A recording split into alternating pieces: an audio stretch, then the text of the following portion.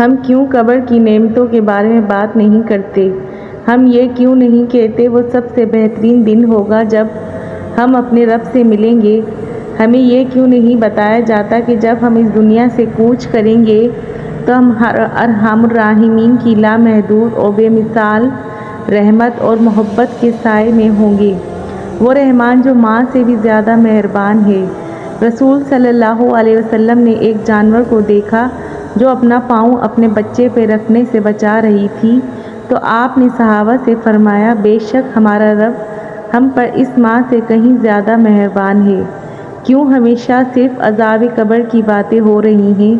کیوں ہمیں موت سے ڈرایا جا رہا ہے، یہاں تک کہ ہمیں معاذاللہ پختہ یقین ہو گیا کہ ہمارا رب ہمیں مرتے ہی ایسا عذاب دے گا جس کا تصور بھی نہیں کیا جا سکتا؟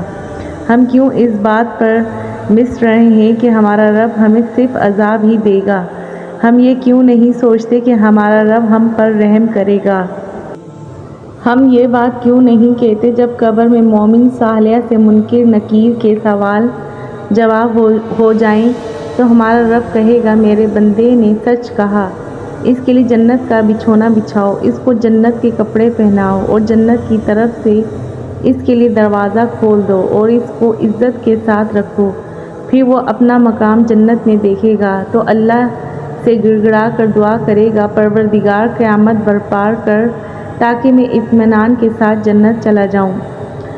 ہم یہ بات کیوں نہیں بتاتے کہ ہمارا عمل صالح ہے ہم سے الگ نہ ہوگا اور قبر میں ہمارا مونس اور غمخوار ہوگا۔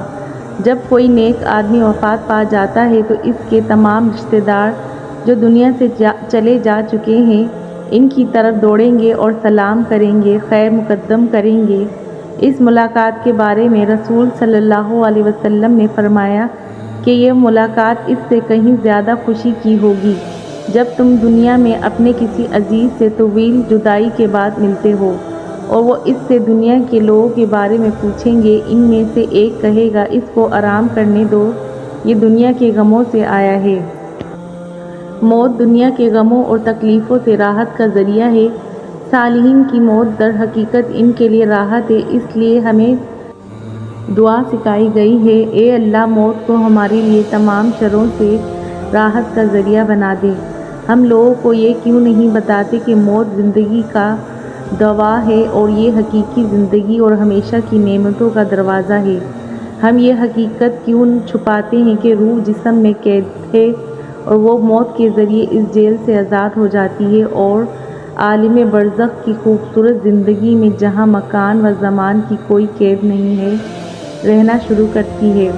ہم کیوں موت کو رشتہ داروں سے جدائی، غم اور اندوہ کے طور پر پیش کرتے ہیں؟ کیوں نہیں ہم یہ سوچتے کہ یہ اپنے احباب اور نیک لوگوں سے ملاقات کا ذریعہ ہے؟ قبر سانپ کا منہ نہیں ہے کہ آدمی اس میں جائے گا اور سانپ اس کو چباتا رہے گا، بلکہ وہ تو حسین جنت اور حسیناؤں کا عرس ہے جو ہمارے انتظار میں ہے۔ اللہ سے نیک امید رکھو اور اپنے اوپر خوف طاری مت کرو۔ ہم مسلمان ہیں، اس لیے ہم اللہ کی رحمت سے دور نہیں پھینک دیے گئے ہیں۔ اللہ نے ہمیں عذاب کی خاطر پیدا نہیں کیا ہے۔ اللہ نے ہمیں بتایا ہے کہ وہ ہم سے کیا چاہتا ہے اور کیا نہیں چاہتا، اور ہم اچھی طرح جانتے ہیں کہ اللہ کی رضا کے کام کون سے ہیں اور ناراضگی کے کون سے ہیں، اور ہم دنیا میں آزاد ہیں جو چاہے کریں۔ اے اللہ ہمارے اعمال کا خاتمہ خیر سے کریں، ہماری آخری عمر کو بہترین بنا دیں، اور سب سے بہترین دن وہ جس دن آپ سے ملاقات ہوگی۔ سبحان اللہ، آمین یا رب العالمین، جزاک اللہ۔